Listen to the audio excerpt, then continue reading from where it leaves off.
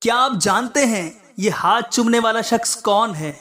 یہ وہ شخص ہے جسے دنیا امیر اہل سنت کے نام سے جانتی ہے، جس کی تحریک پوری دنیا میں منظم طریقے سے کام کر رہی ہے، جس کے ہزاروں لاکھوں نہیں بلکہ کروڑوں چاہنے والے ہیں، جس کے ایک اشارے پر مریدین اپنا تن من دھن لٹانے کو تیار ہیں، دنیا بھر کے علماء و مشائخ جس کے ہاتھ چومتے ہیں۔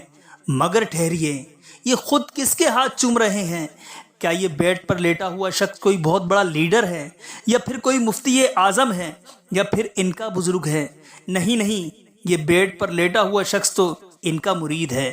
بس اس کا سب سے بڑا اعزاز یہ ہے کہ یہ مدینے والے آقا صلی اللہ علیہ وسلم کا شہزادہ ہے۔